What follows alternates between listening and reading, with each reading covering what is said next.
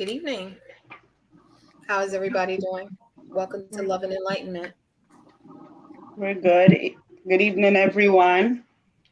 How has your week been? Shelley, how has your week been, Randy? Welcome to the show. Good How has your evening. week been?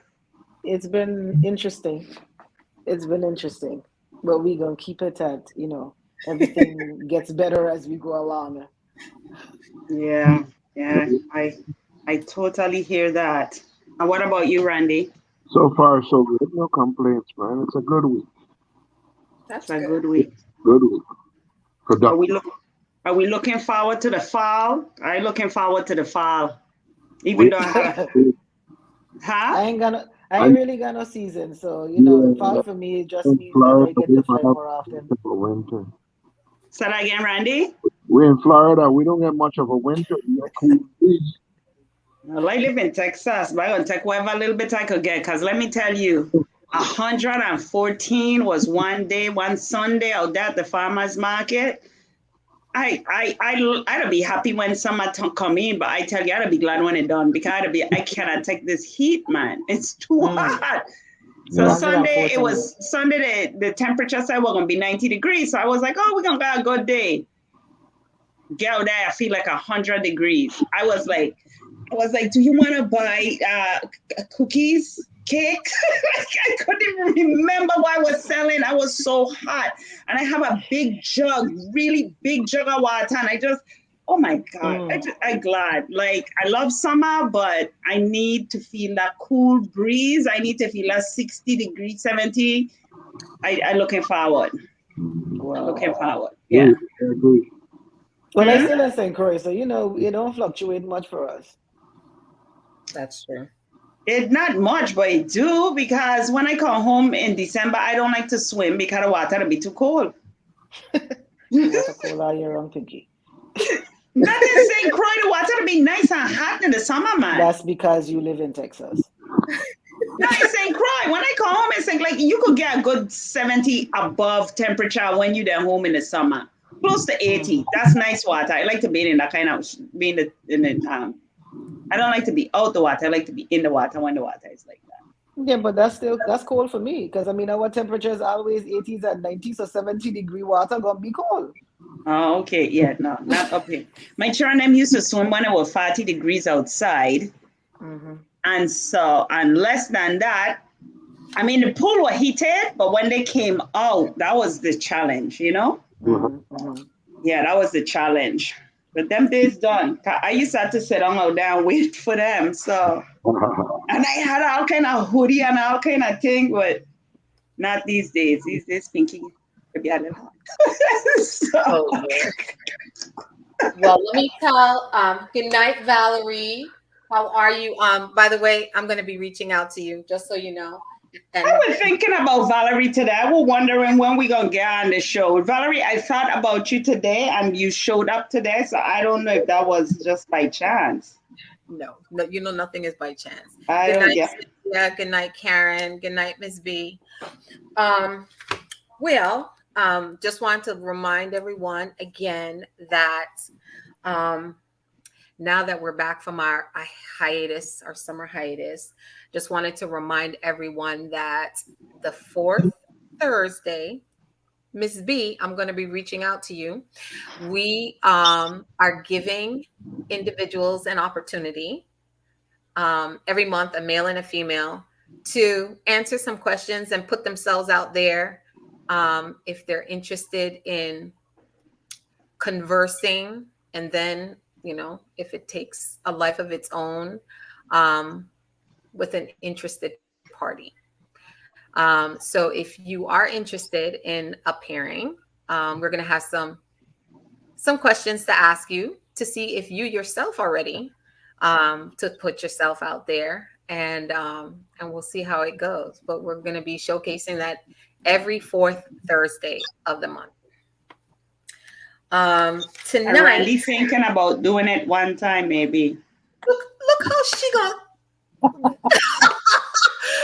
at how she put you out there. He I just fling you up underneath the bus. did not say that. Um, Yeah, she's saying it's the time difference in her work schedule, Hmm. Valerie.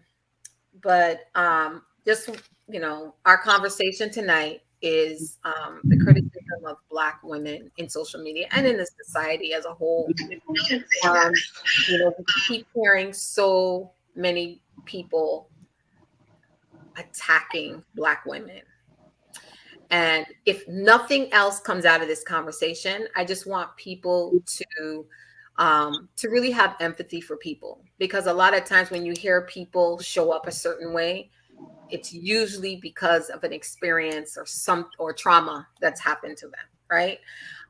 Because I don't think at the heart of people, the majority of people just want to be nasty and mean, put off, standoffish, whatever the case may be. But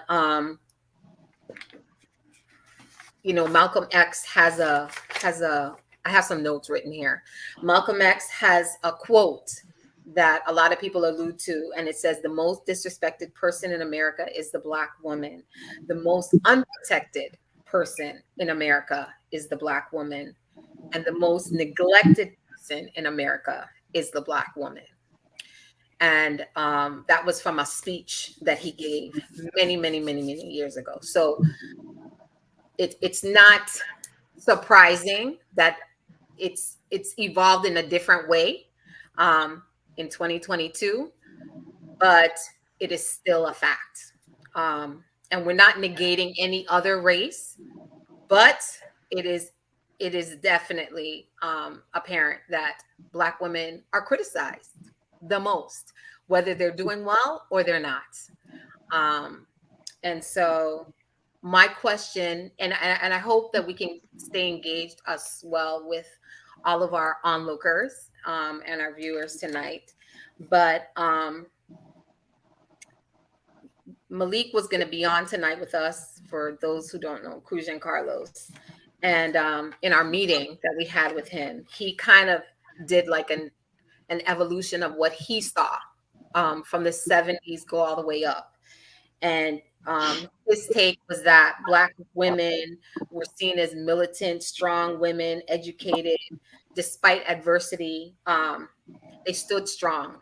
And that's what his portrayal was in the 70s. And that was looking at his mom and his grandmother and, family members, and just what was going on in the nation. I won't go through necessarily all of it because he might jump on tonight, but he kind of did like a whole evolution of as to where we are now. And it's really unfortunate because, again, I think that a lot of people attack without understanding what people are going through and have experienced.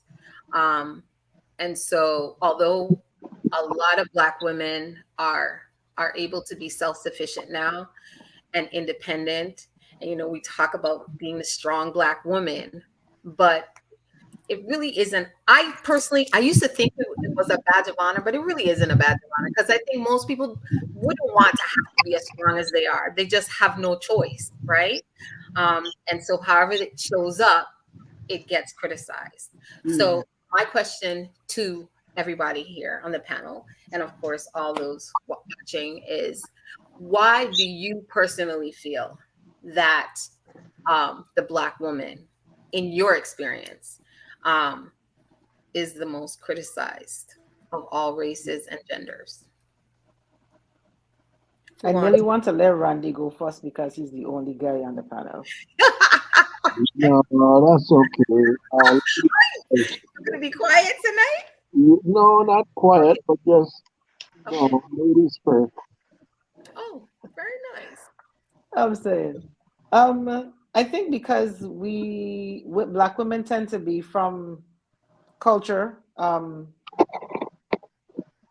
pretty much from a cultural standpoint, not only from a cultural standpoint, from the resiliency standpoint, because I do think that we probably are the most resilient people. We tend to be the ones to be able to take the most stuff. So it's easy to throw stuff at us because we are going to bounce back. I dislike it because I don't think it's fair. It means that you have to become stronger. Like you were saying, you have to be stronger than you need to be. You do develop this very independent self. And then people forget that, you're human too, which creates a problem.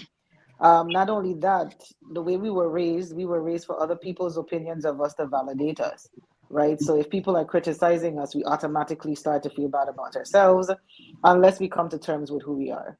And recognizing who we are is the important part, because if you know who you are, other people's opinions isn't validation or confirmation. It's just information about how you need to deal with them. But it takes us a while to get there, because if you can't say anything, you're not free to have your own opinions from small, because a child's supposed to be in a child's place. Don't speak unless spoken to. Don't have an opinion. Don't ask any questions. None of that. So that's already devaluing who you are or who you feel you are about yourself. And so when that continuously happens and you start to take those childhood defense mechanisms and you move them into adulthood, it becomes very easy for you to stay silent. And what happens when you stay silent? It becomes a polar effect. You're either going to be a really, really angry Black woman, or you're going to be a really, really silent Black woman, right? And regardless of which one you are, people don't talk about you. You know what I mean? And so it's understanding that people are going to talk about you anyway. People are going to criticize you. It doesn't really make a difference what you do. But it comes down to now how you feel about yourself. Because criticisms only work if they're effective, and they're only effective if you're not sure of yourself and what they're saying kind of rings true to you because it's a fear that you already have about yourself, right? And so if it doesn't, a stranger saying something about you that you don't really think about doesn't have an impact. I was having a conversation with a client of mine today, and I was explaining that, a male client actually, and I was explaining to him that, the problem that we really do have is that we don't realize that the only people that hurt us are the people that we give credibility to, right? If the person is somebody that we look up to or we aspire to be, or they have a position that we see in our head as somebody who should be smart, who should be valuable, who should have credibility, who should have integrity, or who should have value, or we've given them value, they're able to tell us things that are going to affect how we look at ourselves. But somebody on the street that we don't really care about, it's not going to make a difference. So it's to find ourselves, see who we are, see where we are, and then figure out where the criticism has an impact. Because really and truly, if you don't know the person, should it make a difference what they say? True. And I'm going to come back to that in terms of social media. But that's true. That is very true. Pinky or Randy? Randy, I lost. Randy's guess.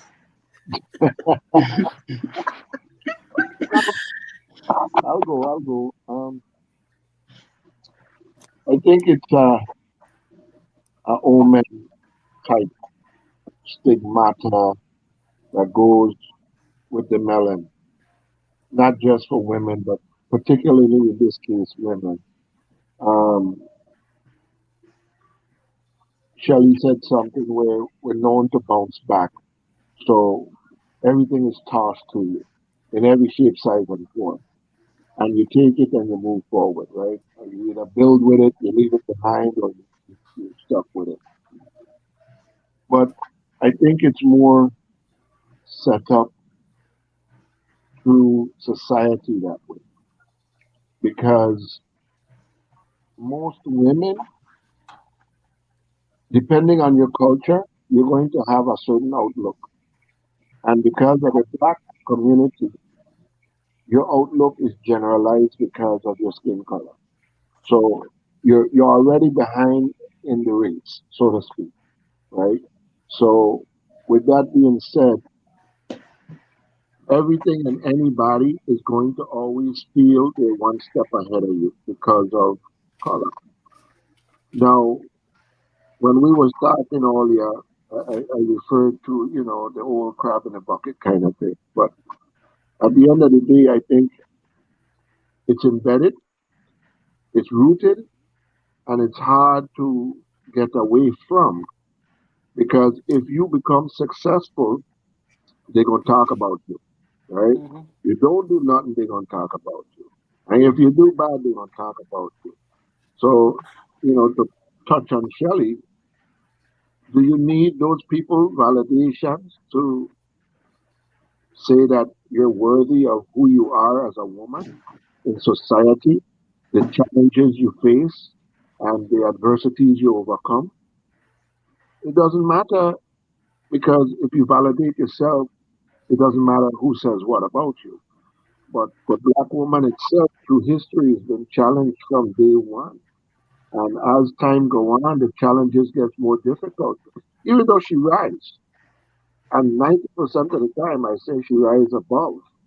It's a great, great thing. But why do you always have to be the one to do that? I don't live in a white society. I live in a mixed society. And we don't see white folks going through that. We don't see white women having to go through that kind of adversity and struggle, or nor do we see them having that mindset.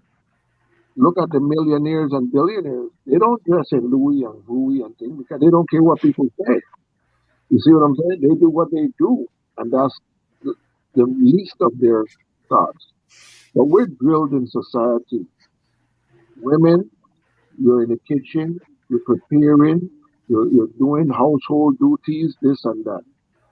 You're taking care of children. You evolve. You now have rights. You start to expand. You start to become more empowered. Now you're in the workplace. You have to fight equalities in the workplace. Then you have to fight financial boundaries. Then you have to fight respect boundaries.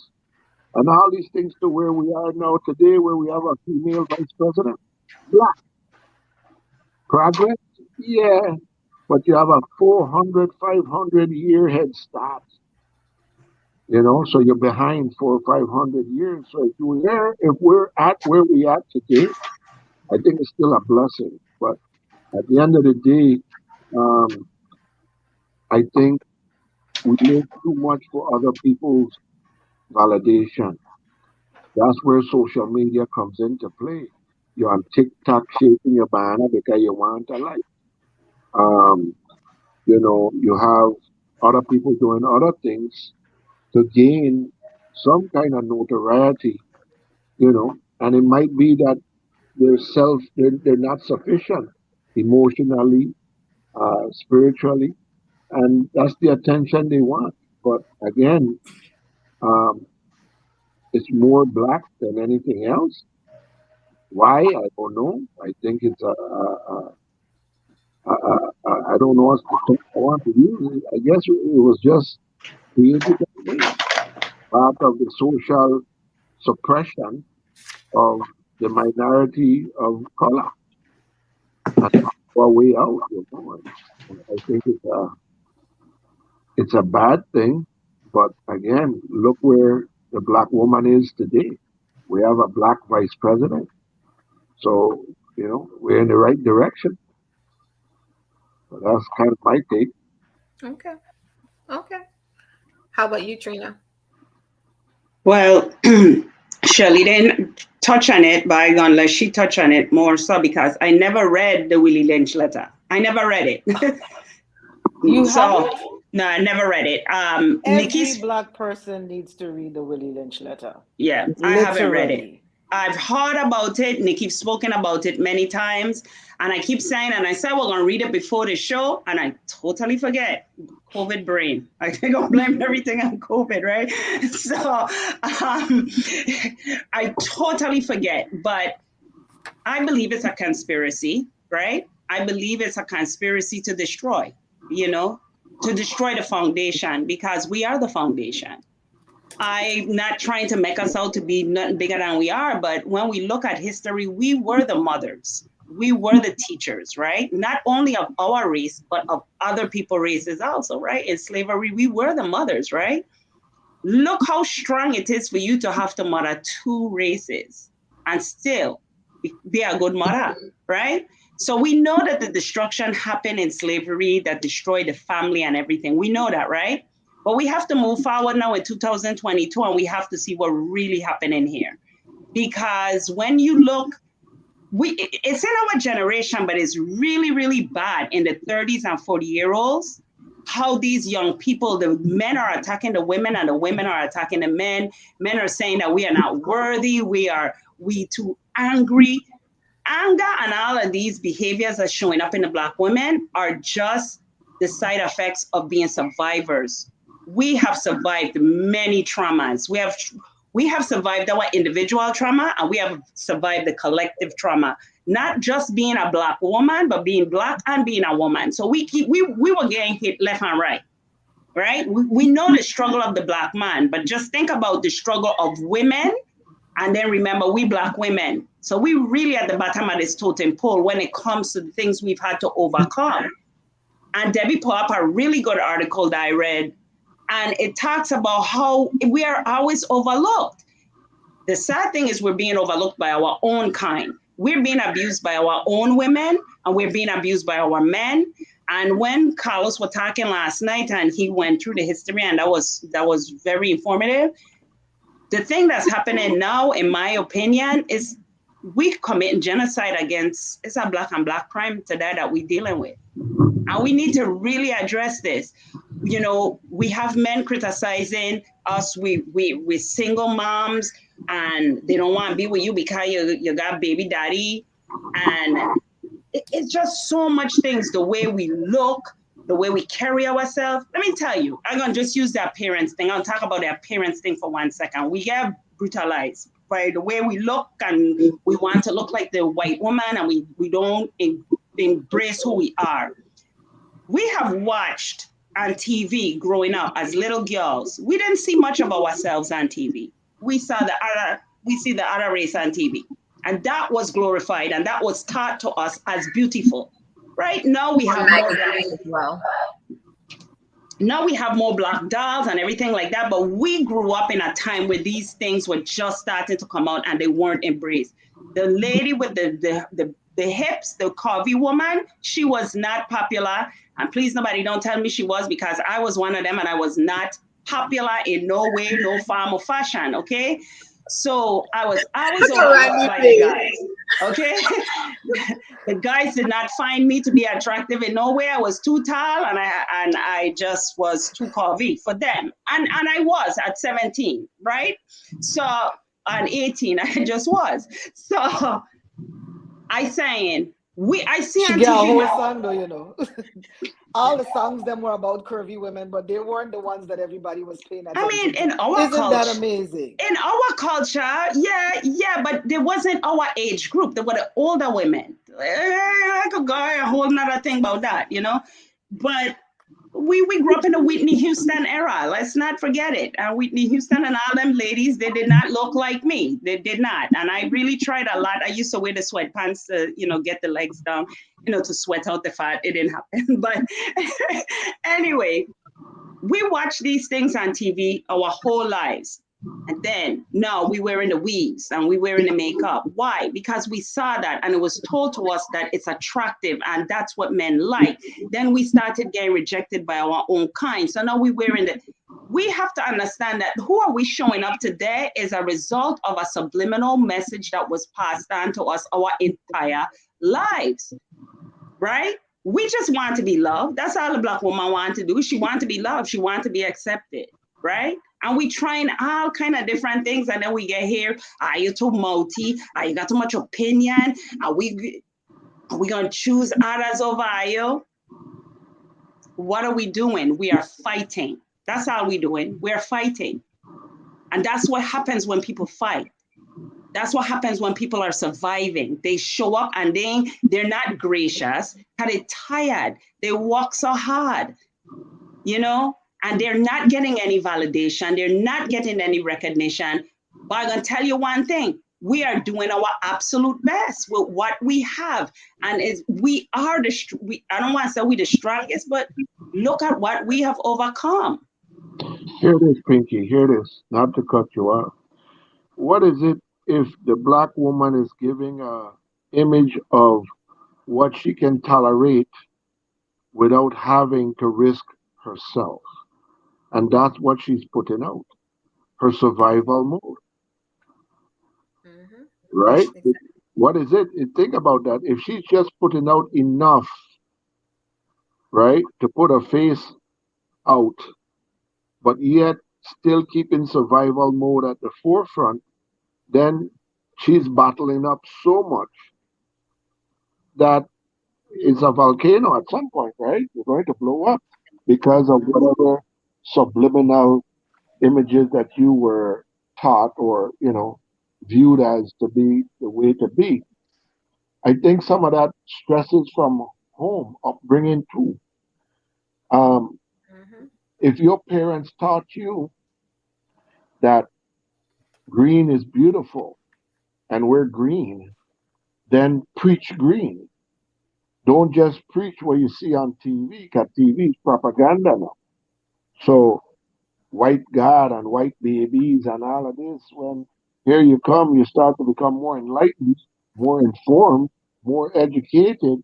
You're starting to see certain things that created a certain lifestyle for you. I remember when y'all had nappy hair. When I was going to school, you either had cornrows or your hair was cut short. You were either fat and skinny. Now you have your hair pressed, you have weave, you have eyelash, you have all these kind of things to create beauty. When if you had just was comfortable in your skin, you was beauty from get go. But because you choosing somebody else word Opinion. to Mhm. make you, like I gonna use your word, Shelly, to validate you, Mhm. you're doing all of this because you want validation from somebody to love you. If you come up as you and you show up as you, they should love you as you. You shouldn't have to go the extra mile. That's true. That's You the shouldn't whole have to. that's the whole unhealed individual. Debbie gonna tell you a very good story. But when we were growing up, we did not grow up with nappy. See, and here the word we use, right? These are subliminal messages we sending you. You say nappy hair. We grew up. We didn't. Let me tell you, I had a palm from the third grade. Why? Because natural hair was not acceptable, not even by our parents. So we grew up in households where we were called nappy headed by our parents and our grandparents. And then they were like, me able to comb your hair, I put in a palm. And what did the palm resemble? And before the palm, Randy, it was the press. So I gonna let that be. Don't let that be. Take that away. Hot iron, Say that Yes. again. A hot Yeah. comb. iron. A hot comb. Press, hot comb, and Yeah. that was from before because our hair was not accepted by our own people. Right. And the valid and we have to remember this. This is not something that just happened in our generation. It happened in generations before. So how can Right. someone who themselves needs validation give you that I am powerful, I'm strong, I believe in myself, I'm great the way I am. You know what I'm saying? So if you're being raised in that, then you can only show up for what you know. You know what I'm saying? Um even in this whole like talking about us being these strong black women, my parents got divorced when I was 7. So in my eyes, all I saw was my mom having to be a strong black woman. Fortunately, she never ever put other people down. She just survived, right? She did what she had to do for me and my sister. Here I come along now. And then remember, my mom passed away when I was 22. So here I come along now. I get married. I'm having kids. Um, not in the healthiest marriage.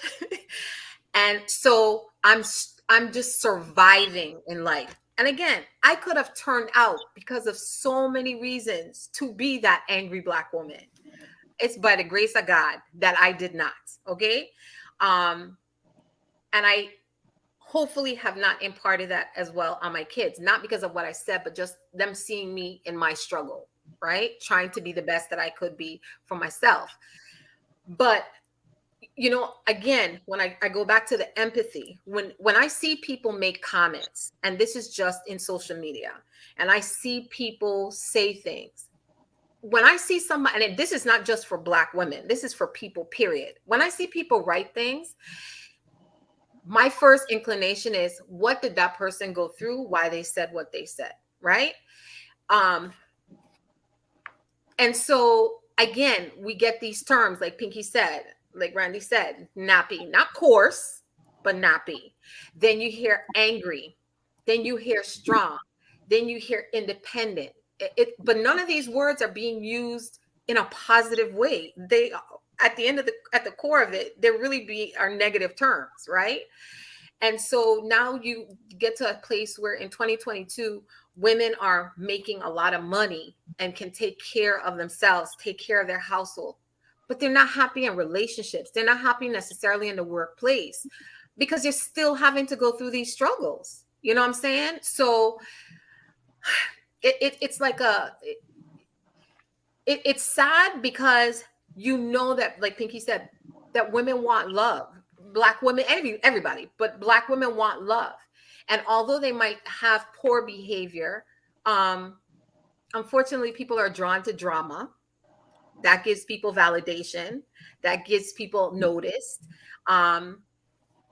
Or like Karen has said it in the past, where she felt like she had to be that mother who made sure her daughters were the best that they could possibly be, because she had to prove not only to family, but to the world. And then you think somebody's going to be like the most pleasant, sweetest, subservient person in the world. Like, I just don't get it, you know?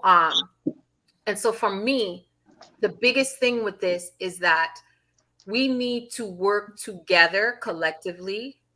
I can't remember. I think it was Marilyn who said that, you know, that we bring down our own. But we need to work collectively, women with women, Black men, minority men. I mean, and of course, the whole, to work to not have people showing up that way. And it starts in the home, but then it's just you have to think about what you can do that's not contributing to it. Because if not, it's going to continue. And then you have the demise of the Black family. Yeah, a cycle. Exactly. A vicious And I cycle. think a lot of it has to do with the fact that we miss the point because we remember the drama, right? Because, I mean, independent and strong, you know, ends up having a negative connotation because of the pain that you have to go through in order to get there. Do you realize, though, even as you were saying it, I was going to stop you, but I figured I'll let you continue to speak. Do you realize independent and strong, even when we refer to white, Asian, Hispanic women, all have a different meaning? We ourselves, how our mindset is when it comes to the words that we use. I don't think that we paid attention to how the lessons should have gone, right? There's a lot of unlearning and a lot of reprogramming that we have to do for ourselves, right? Because we learn to be resilient, unfortunately, right? But fortunately, the reason why we get the backlash is because we really are strong and independent, right? We can make it work. We do make it work. It's a skill that we were taught. We were taught to be able to survive, and we stayed in survival mode. But what happens if you're in an abusive relationship, right? Any kind of abusive relationship, whether it's intimate relationship, whether it's work, whether it's family, the DNA family, or the family that we try to create, because sometimes DNA isn't family, you know what I mean? Right. But when we look at those trends and how we see ourselves and we view ourselves in them, how do we start to reprogram our expectations? Because the validation and the criticisms and other people's opinions is because we struggle with being ourselves.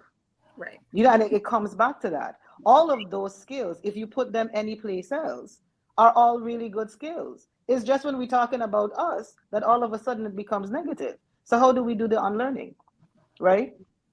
I'm never going to not be an independent, strong Black woman, right? Because that's my mindset. And I can't help anybody else if I'm not that, right? We can't help anybody else. Everybody came to us, right? And that's the reason why we ended up the way we are. We don't turn anybody away. We expect everybody to think like we do. So we're going to always help somebody because Black women by nature are empaths, right? I don't know what's wrong with us sometimes, but we're just empaths. We want to be strong, and we want to be perceived also as strong. But we are. And we're empaths because we have that savior complex, right? Figure we could fix the wall, you know. I can handle it. How many times have you said, I'm going to deal with it, I'll make the sacrifices because I can make it? Put on your hands. 1,000 times too much. Not Right. even, You know what I mean? We do it all the time because we are under this impression that because we were taught to bounce back, we're always going to bounce back, which means that we always need to bounce back. But we refuse to put the same energy into us. And that's where the falter comes, right? Because if you can take care of everything, you can build your relationship so that your partnership becomes an empire. You can go into your job and make your job the Fortune 500 company. You can go into any organization and make it a successful organization. Everything that we do outside of us. We don't put that same energy into us. Right. So then we run into a problem because we're giving out a lot, but we haven't turned it internally. If we all did that, we are still able to help somebody else, right? I was telling y'all about my mentorship program. That's how you do it. You know what I mean? But you have to put it into you first, so you have it to give out. You can't always put the value that you have on other people and expect them to have the same value for you. But let me ask you a It would question. be nice. Let me ask you a question, Shelly, because we always, the new word is self-care and self-love. But what is it, even with all this self-care and self-love, we're still showing up with poor behavior, right? That's because it's a term. Outside validation. Exactly. Right. That's because it's a trending term. Right. Right? When people talk about self-care and self-love, most people that I know, even people that I think understand what it means, they're talking about going to the spa. Right. Ain't got nothing to do with the inside. Hey, Wendy. Yeah, I don't understand most of that either, but go ahead. What, self-love? Self-love and But self-care? it's always outside ourselves, Right. right? It's always somebody else making us better, Right. right? It's not us going through a self-evaluation and you going through, okay, what are my strong points? What are my weak points? What am I afraid of? Where did this hurt come from? Where did this pain come from? Why am I going through the same thing over and over again? Which part of the lessons am I learning? Which parts am I? That's the self-care. Because if every lesson is going to continue going around and around in a cycle, because to get from lesson 1 to lesson 2, you can either choose to learn the whole lesson or you could learn point 1A. And then go to point 1B, which means that you got to go back to 1 because you're still in 1. And no matter how many of the bits and pieces that you learn, you still haven't learned the lesson. So you're going to end up in the same story all the time because you're missing the lesson. And it's you becoming comfortable with you. And that's why criticism from outside works so well. It works well because we're waiting for somebody else to put the value we put on them, on us. Right? But if we turn all that value and all that energy and all that encouragement and all of that, if we turn it inside and say, okay, I can do this, not by word, you know that on wisdom, knowledge, understanding, different words, really different words, because you could be very wise and can't apply anything. You could have a lot of knowledge and not apply anything. But until the application is done, you really haven't learned anything. They're just words, they're terms, they're trending terms, right? And so the trending terms need to turn into applicable terms. You need to be able to apply things to yourself. How do you have a better relationship? How do you have a better relationship at your job? How do you have a better relationship in your family? How do you have a better relationship with your intimate partner? How do you have better relationships? Do you do self-evaluation? The biggest question, are you willing to admit that you are afraid of yourself? Because your own success for yourself is what tends to be what we become afraid of, because we're afraid of criticism. But we will use all our skills to make somebody else great. And then we're upset because they don't recognize it and they tell us we're stupid. Well, if I'm so stupid, why are you coming to me for advice? If I'm so stupid, why am I working for your company? If I'm so stupid and I'm so I'm not pretty enough to go to back to what Pinky was saying, this is an ongoing joke with me and my sister. Don't judge us, okay? Like Pinky was saying, before everybody was supposed to look like a white young boy because that's what all the models look like, right? They were skinny and tall and like half an inch. So anybody that had any kind of shape, just like Pinky was saying, they weren't deemed attractive. None of the magazines or anything to that effect was like that. Everybody was trying to be bleach white. Now everybody's paying to be black. We want to be white again. Now how does that work? You know what I mean? Everybody paying to have the Brazilian butt lift. They're getting their breasts done. They're doing the tanning. They're trying to turn into us. And what are we trying to do? Turn back into them. Right. How does that work? Right. Right. And where do we see ourselves, really and truly? And it's not a matter of the masses making the change. If each one do the change for themselves, all of us will change. That's just it. Right. But are we willing to hold ourselves accountable for our own weaknesses, for the things that we're afraid of? Are we willing to face our own fears? How do we, and when we do that, are we willing to accept the fact that we wasted a lot of time waiting on other people to make us better? When you said that like, because we do waste a lot of time, right? We waste so much time. We keep using this term self-care, self-love. This is a healing term. We have to realize that we who went through trauma, and I said we because I'm talking about self, we were sick. We were sick. We had cancers that were tearing up our whole body, mind, emotion. These are sicknesses that we were carrying around. But because they're emotional sicknesses, we don't see them, right? We carrying around all these scars within our body, our mind, and our soul. Self-care is not just, you have to, like Shelly said, you got to do a lot of work and it'll take a lot of years. You have to do shadow work. You have to accept yourself. When you start to accept yourself and you start to validate yourself to say, hey, this is me. This is me and all my flaws, because we're in a place now in this world where we victim blame. Which drives me insane. I never see these things until I came on Facebook, and I haven't been on Facebook long. Well, she picked the wrong guy. Okay, obviously she did. I did. You did. We all did at some freaking point in our life. Come on now, let's stop playing. I know I did. I do it more than once. Or she picked the wrong guy. Yes, I did pick the wrong guy. Why? Because she was broken. I was broken, so I picked the wrong guy.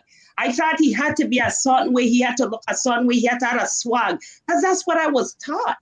I was taught he had to be the most charismatic guy in the room, and he got to be this, and he got to be flashy, and he Pinky don't even want nothing to do with that. Now, come with your flashiness. You could be the most handsome guy in the world. Pinky want nothing to do with it. I just don't want to, because I've had too much experiences with it, and it just don't work for Pinky. That's not saying he's a bad guy. I'm just saying it just don't work for Pinky. But this is the thing, and our own siblings, our parents, our friends, they are part of it. They're a part of it. He ain't good enough for you. I have a girlfriend who was like, look, he don't look good enough for you. And I was like, I don't care less if he look this, that. I want to know his heart. How you gonna treat me? That's how you gonna treat me. And we have to have things in common too, because if we don't want the same type of relationship, we just don't want the same type, and that's okay. But that's validating yourself to say, hey, he's a nice guy. He just don't want the same things I want in life. And now I could say that at this age, okay? I have a mature age. I could say this. In my 20s, well, I was married, 30s, 40s. I couldn't say them things, right? I wasn't even looking for dates back in like 40s. I was out of the dating game. Being out of the dating game, I was ridiculed. Or something wrong with she. Oh, yeah. She did, she that, she the other. Something was wrong with her. Something was definitely wrong with Pinky at that point. So she decided she did not want to date. I was getting beat down left and right. Oh, you think you're better than people? You were also getting beat down for being a stay-at-home mom. So this is I get beat down for being a stay-at-home. Look, I get beat down my whole entire life. You hear what I'm telling you, for all kind of things. And I always had to fight. I had to fight for my positions in life. I had to fight to be a stay-at-home mom. I had to fight to be single. I had to fight to be independent. So let me offer this, Pinky, right? Please, 'Cause, please, listen, please. I think it was probably about 7 years ago. I put up a post. It's not a crime to be single, right? It Because they sure used to make isn't. it seem. I mean, like I was single for 17 years. People were like, "What is wrong with you?" Nothing's wrong with me. I know what That's I the first want, and thing I they want want to what I want, ask. and that's just it. But the thing about it is, we keep thinking we have to fight. We need to learn to leave people alone. Your opinion is your opinion. Take your opinion and go about your business. Leave me live my life, right? But we keep drink water and mind your business. Yes, baby. But the thing about it is, we keep thinking that we have to justify ourselves. And you were making a comment earlier about the words that we use, right? Even to that, why were you fighting to be you? Because, Right? and that's what I'm saying. Like today, Yeah, at but this, no, Pinky, you shouldn't fight to be you. You should be you. If they I'm want to be saying, Shelly, offended, I'm that's saying the the business. broken, I'm saying the Pinky of the Pinky in her 20s that had to fight to be a stay-at-home mom. The Pinky in her 30s she was a fight. I fight my whole life, right? Right. I don't want to fight no more. I to the point, everybody, my theory is this: everybody do what do what the hell I want to do. Just leave me out of it. That is my belief right now. All I want is peace and quiet in my life. I'm saying I fought my whole life. I fight my whole life. I just can't. I don't have no energy left to fight. And I But don't that's even what I'm want to saying. give my energy to fighting. I had to. But that's what I'm saying. You're calling it a fight. It wasn't a fight. You were living your life. They were upset with the way you were living your life, but it was not their business. So it shouldn't have been a fight for you. We make decisions based on information that we've processed, right? I will make a decision based on the situation that I'm in, the information that I can apply, and that works for me. It may not be what you see because you're on the other side, but there will be no fighting going on. Because, first of all, I'm not in a war with you. And if you can't do anything for me, shut your mouth. Period. You understand what I'm saying? Hi, Randy. I have a question. Okay. Relating back to your terms that y'all are using, self-love and all that new stuff. How Lingo. can one fix themselves if they're not relatively known that they're broken? Well, everybody knows that something is wrong, right? We all know that something ain't quite right. Uh-uh. But yeah, no, we do. We do all know that something ain't quite right. Unfortunately, it doesn't happen the same way. When people usually realize that something ain't quite right is when the people around them start to change their response to them. That's when you were like, okay, well, okay, I want to be friends with this person, but they don't want to be around me, right? And so we go through the either very, very angry, or then we try to figure out, okay, well, what did I say something? Did I offend them? But we usually know because we do things out of safety, right? Most people are angry because they've been hurt, right? Because anger is the end result of hurt. If nobody hurt you, you don't have a reason to be angry, which means you're not going to be on a defense, because that's what anger is. It's a defense mechanism, right? It's how we to protect ourselves. So when you start doing things to protect yourself, and that's where the self-evaluations will come in, right? If you realize you're doing something because you ain't want to get hurt, or me care what they say from the time you said the first time me care what they say, you're defending something. Something hurt you and you're now protecting yourself. So it's not that you don't know, you may not want to deal with it, and a lot of people don't. We stay in emotional stagnation. We have 6 and 7, and we learn to deal with it at that age, and we just take it through the rest of our life. Well, But we have to come to terms with us. You don't want to be the same person you were when you were 20. Well, we obviously know Pinky doesn't, but none of us should. Every day we should be a better version of ourselves, which means we gotta look at ourselves honestly. And If which you ain't also happy, means, if every day we're gonna be a better version of ourselves, that means the day before we still had work to do. And I think we need to stop. Randy, you ask a question about some people don't know they're broken because they're not willing to accept the fact that they're broken. Right. Lucian put up a post the other day that says sometimes we wear two faces and you forget which face to wear. We have been taught by society to show up in a wall and be perfect. So we wear the perfect persona. Nothing is wrong with me. And if there is something wrong with me, then there's something wrong with me and it's my fault and I am shamed for it. So we're not going to say it. We're going to hide it. And Shelly would be a better person to talk about that than me. Women who are abused and beat down, and men, but we will talk about men next week. That abuse, a man is not going to admit, and a lot of women will not admit that they were abused, that they were being beaten because they are ashamed of it. So we carrying down shame and we carrying around guilt that we don't even need to carry around. And so do they know they're broken? Do they know they have work to do on themselves? No. Another thing about that is if you're in a relationship and a guy cheat on you, I'm going to just use cheating. There's many things, but I'll use cheating because this was my situation. He was wrong because he cheated on me. And this is why the relationship went to an end, because he cheated on me. When in fact, there was work that I needed to do on myself. But did I know that? No, because the obvious answer was he cheated on me. That yes, he did, and yes, he was wrong for that. No, ain't gonna take nothing away from that. Yes, he was. But at the end of the day, Pinky had some work she had to do on self.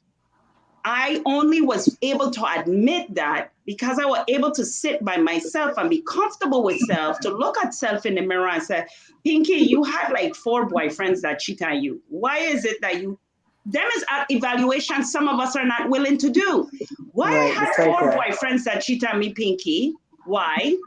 What is it that you looking for in men that you keep finding in men? What is it, Pinky? You know? Why do you stay in relationships, Pinky, that don't serve you, where you are the one who constantly nurturing the other person and they just totally neglecting you? What is that in you? Let me tell you, Randy, when you got to look at yourself, it's the hardest thing you'll ever have to do. It's easier to look at the person who cheated on you 10,000 times than you having to look at yourself. That's just my experience. I really think that's a choice, but I just wanted to put this in here. I think if we look back at time, woman had to wear so many hats Still do. from day one, right?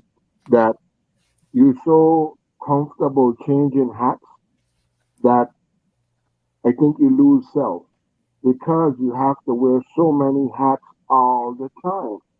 And the absence of the men, add you another hat. And then you had to start supplementing his space, right? So you had to take up his space as a person. So, like your words, you fight all the time, right? But even though you've been fighting all the time, you've become so comfortable in changing hats that at this point, it's just a rotation now. It's no longer what is the right hat to wear. It's just put on a hat and go kind of situation, maybe with children, with marriage or relationship or whatever. And because of that, I think in a bad choice of words, I think the black women is super dynamic because how can you wear so many hats and still progress? It might not be in the manner in which you thought it might be. So you might not have given so much attention to self-love because you got 4 hungry children. So self-love is on the back burner because you got to feed, house, you got to do all these things.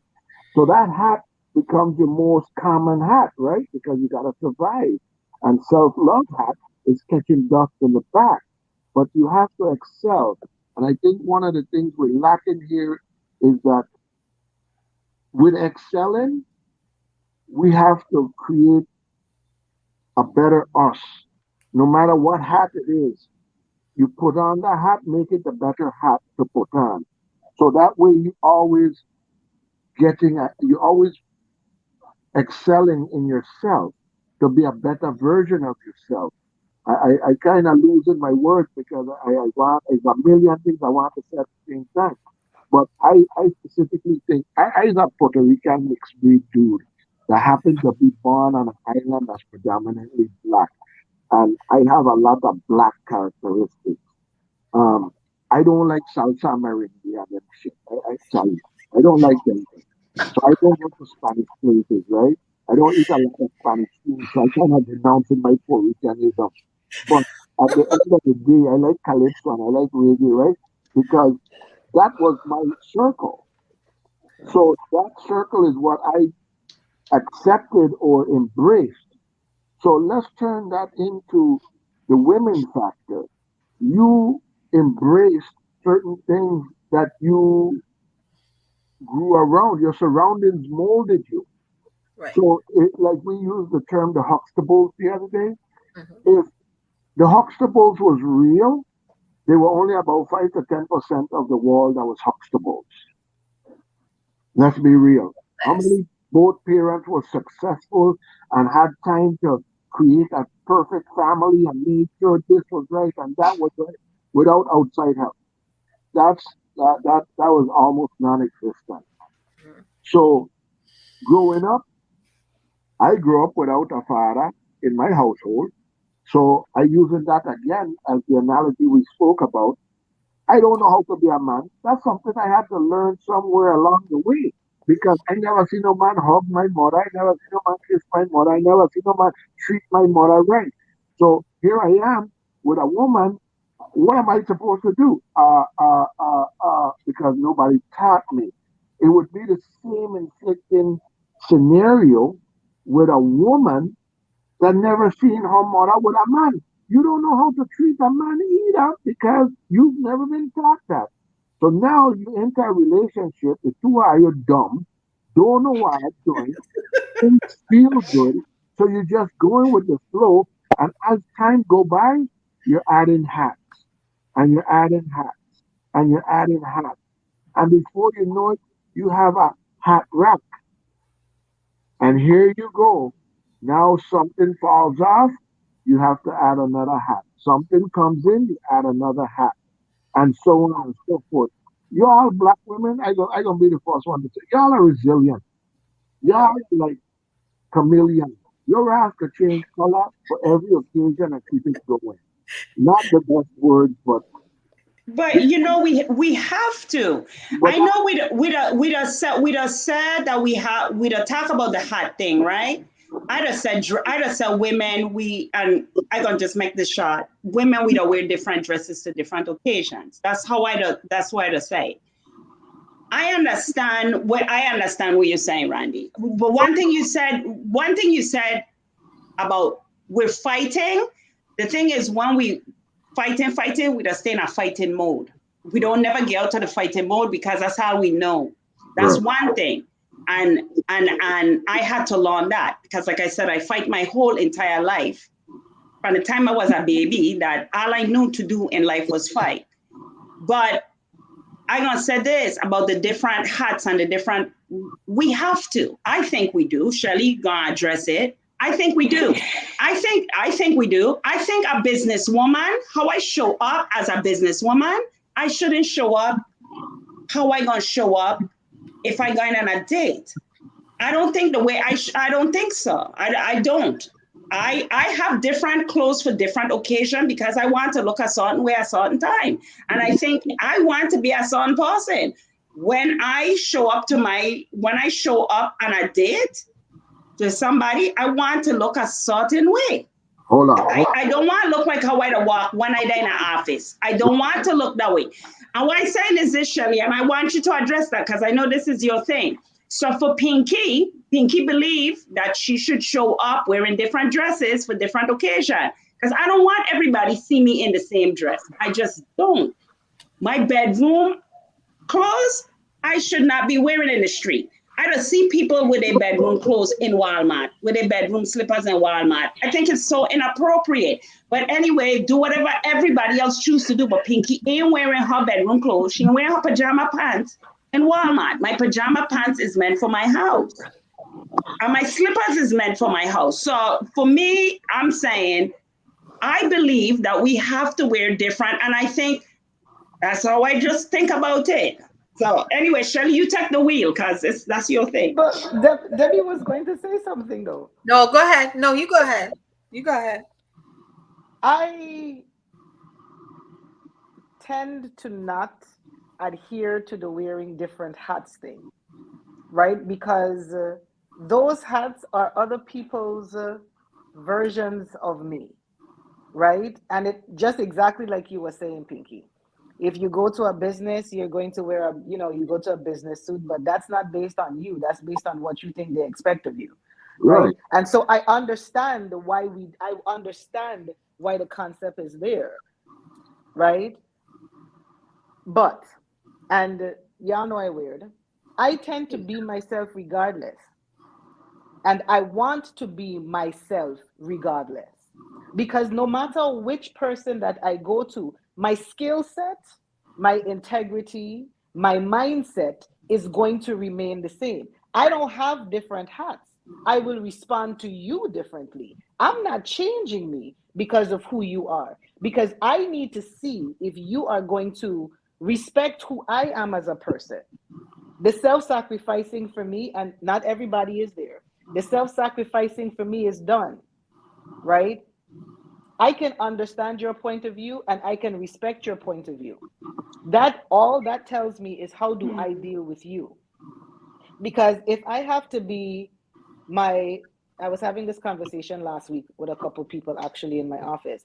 If I have to be my children's mother, my boyfriend's girlfriend, my mother's daughter, my business's employee, then all of that is outside myself, right? In terms of speech and language and how we portray ourselves, my daughter is my daughter. I'm not her mother. She's my daughter, right? Because I'm the person that's mothering her.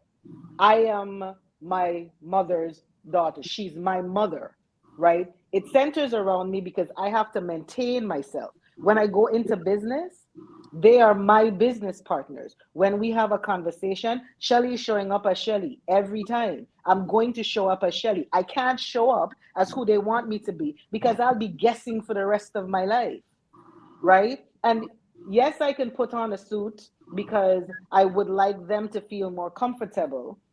And it's illegal to walk outside your house without any clothes on, which would be my preference all the time because I just don't like clothing, right? But it's not about.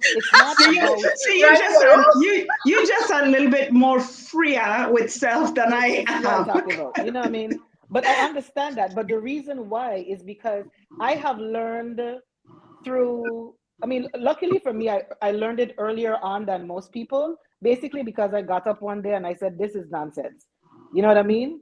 It was an immediate change for me because it was a mindset reset. I literally was like, I cannot be everything to everybody. I'm failing me by being everything to everybody. I can't have everybody's hat because my neck only so short and it's only so strong. I don't want diabetes. I don't want hypertension. I don't want COPD. I don't want to be on dialysis because I have end-stage renal disease. I don't want to have cancer because my body's stressed out, right? But every time I try to be what somebody else wants me to be, it stresses me out. My cortisol level should not be higher than my dopamine levels. That makes no damn sense. You understand what I mean? I can't do it. So I can't wear a hat for everybody. You have to come and I can give you who I am. Wait, hold on, not give you. I can present to you who I am. You now choose how you want to deal with me. And however you choose to respond to me, I'll respond back in kind. I will go by what you have presented. If you want to be a business person that has absolutely no scruples, thank you for your offer. Nice to meet you. Peace out. But I don't have to deal with it. I think when we talk about hat, we're talking about exterior. We're talking about a piece of clothing. No. You're causing that's not what Randy was talking but about. That's how I see it. A hat is like a shirt or a shoes or a pants. Because Shani, what you're saying is different. Where we go, we have to. Our authentic self goes wherever we go, right? I believe that. And A hat I seen as an exterior thing. Like I said, I can't wear pajamas. I wouldn't wear pajamas on the airplane. I see people doing it. Not criticizing. Pinky is just not doing it. That's bedroom clothing. So I see hat as clothing. I see who we are, personality, who we are. That's our authentic self.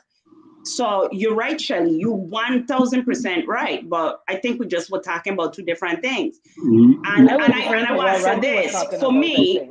What I had to learn, like you said, because we will burn ourselves out. I had to learn that I have 4 kids.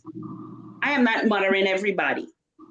I'm not mothering adult males. I am not mothering adult women. I am not. So to me, if we want to use the analogy of wearing different hats and not in the sense of clothing, yes, we take our authentic self with us, but we have to be true to ourselves and we have to know our limitations. I'm a mother and I'm a wife. I used to be a wife, right? I don't need to take my wifiness every place, nor do I need to take my motherness every place. There is a time. Why not? Because I don't need to. I have been a person and mother everybody. I used to mother my husband and he let me know I am not his mother. And he was so right. And as I move forward in life, I know I am not mothering any man because, like you said, that would burn you out. That would give you hypertension. So I had to learn my place and I had to learn to show up because when I was mothering him, I was not showing up as his wife. I was too busy showing up as his mother. And that caused problem in the relationship. So again, as Black women, we have to stand up. We have to be strong. We have to wear all these different hats. We have to be the CEO, but then we have to come home and be a loving, nurturing, supportive wife. And sometimes we just don't know how to balance them things out. Right. I think it's the balance, right? But let me ask you a question, right? Just as a matter of a thought, right? Because, I can't tell you how to think, but just to give you some information for you to ponder. The CEO is a CEO in her house first. She learns the organizational skills from whom. That's why she can take it in. And when you are yourself all the time, all your skills go everywhere with you. You understand what I mean? That's the difference between a dictator and a leader. You know what I mean? When you start separating it out and I have to be this person here, and you start to miss the humanity of you, or you start to miss the assertiveness of you, or you start to lose the warrior in you, or you start to lose the kind person in you. Everybody needs to be present all at the same time because that's how you maintain your balance. If you don't have all the parts of you function, that's why when I was saying earlier, things aren't outside myself any longer. Everything is Shelly there.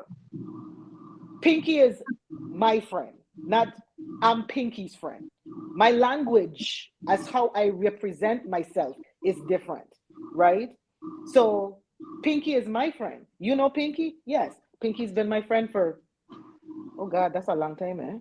Jesus Christ. Don't say it. Don't say it, Shelly. And to think I know Randy longer than Ayo. Oh my God. Really? But Debbie know Randy long too, yeah. Yeah, exactly. But to think we tend to put ourselves as a reflection of other things. Things need to be a reflection of us because that is how we now present ourselves. Our standard remains the same. You know what was the most interesting thing I ever learned from a man? I asked the guy, well, I was doing a batter's education group, and I said to him, why do men cheat? Because every woman wants to know why do men cheat. We always want to know why men cheat because we nosy, right? We just really nosy, and we don't want to do no work, but we want to know why men cheat. You know what he told me? He cheated on his wife because she stopped being herself. The person he met and he was attracted to, she stopped being and started being his wife. He wasn't her husband. That was the best lesson I ever learned from a man. And you know me, forget. I thank him till now when I see that man, I tell him thank you. But it's true. It's right, true. But because we don't want to take a risk. Another thing is, as Black women and looking at our shadow side, and embracing the things. We have to accept the things that we did in relationships. I had to look at them that may have caused, and everybody to make their own choices. And I'm not saying you make your husband cheat. Please, please, please. I'm not saying that. You know, what I'm saying is we have to understand if you're in a relationship and okay, Shirley, I don't want to say nothing else. Okay. Let me, oh, go ahead, Shelly. Go ahead. No, go ahead. Okay. Go ahead, David. Because of course, you know, time. Oh, But I want to read this. Dr. Williams wrote, as a special forces trained military veteran, if I have to go to war today, I only want, oh God, how do you say the word? Wakanda. No. Oh my God. Cadre? A cadre of Yeah. Wakanda women, warriors by my side. You all rock. And I think that's what we have to Oh, understand. thank you. We do rock. We do rock, and we don't need validation from other people. We need to heal our traumas. We need to self-evaluate, and we need to understand that we are enough. You know what I'm saying? And the only person that we should be in competition with is ourselves. Nobody else. People are going to love you or they're not, but it doesn't mean that you have to show up in poor, as in poor behavior, but you just have to accept who you are and live your life. If nothing else, COVID should be teaching everybody to appreciate the fact that you woke up in the morning and you're breathing and you're healthy and you're able to go through life. So we cannot show up poorly because of other people. We really have to work on this because, again, I always say this, we are teaching our children, we are teaching the ones behind of us how to behave. In St. Corey, that showed itself today, right? So we have to really, really understand that we are enough and we really do rock. And we need to help each other to realize those truths. Exactly. So when you hear someone, and I implore you, Randy, you hear a guy say something poorly about someone, again, just remind them that people do not show up the way that they show up if they show up angry and in poor, I'm just calling it poor behavior, not because they necessarily want to, but because of experiences and things that they have to go through, badges they have to wear that they don't necessarily want to wear, raising children on their own that wasn't what they set out to do. You know what I'm saying? Making sure the bills are paid, doing all that kind of stuff that they have to do every day. And so, like I said, for me, this conversation it is a fact. This is how we are showing up. This is how we are getting criticized. Whether we have $1 billion or more, like an Oprah and a Rihanna, they're going to still criticize. Exactly. Right. So at the end of the day, we have to be well with us. And we have to remember that we're not going to be able to build ourselves up if we don't start with ourselves and then extend it to our other, women friends and in our communities and in our relationships. So I really want to thank, these conversations can go on and on and on. Right. And this was nothing like our Tuesday night conversation either. Right. And again, that's what this platform is about, to have these conversations with your friends, with your family, with your loved ones, so that we can become a healthier people, And I definitely want to thank everybody who showed up in the comments and thank you, Randy and Shelly, for showing up tonight.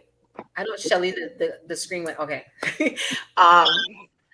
For, of course, always coming along this journey with us and having these conversations. Next week, we're going to talk more in regards to the men.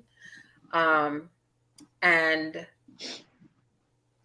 I hope there's a lot of great comments here that we didn't address. Somebody had mentioned, and I can't see and I can't respond either. Somebody had mentioned that the conversation was making them tired. I didn't know that was my sister. I can't see, and it got a lot of great comments here that I don't know and I cannot respond. So Right. Well, we'll one of the things I'm going to really try and work hard at is when we come off to respond. And like I said, I really do appreciate everybody's comments. We're trying to make the show not as long. So I can't like address all of them tonight, but we will all go back in the comments and respond to everybody. But I want to thank everybody again, Shelly and Randy. Y'all rock. Thank you, Pinky. We will be back again next week at 8:30 p.m. Eastern Standard Time or Atlantic Standard Time. And then just remember that the fourth Thursday of each month, we're gonna allow people to put themselves out there, see if they're really ready. To get back in there. Randy. Randy.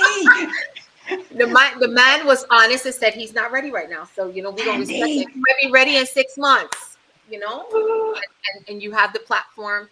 I gonna come on my pom-poms next week and I gonna buy it. Rent. But I want everybody to stay safe, please be well. Have a wonderful weekend. Have a safe Labor Day weekend. And we will see you all back here next week, Thursday. All right. Good night, everyone. Good night, everyone. Thank you for all your comments. Thank you for making the show so fun tonight. And let's be a part of the solution and never a part of the problem. Let's help each other get through these crises. And let's love each other. That's the best way to do it. That's right. Good night. Good night. Good night. Good night.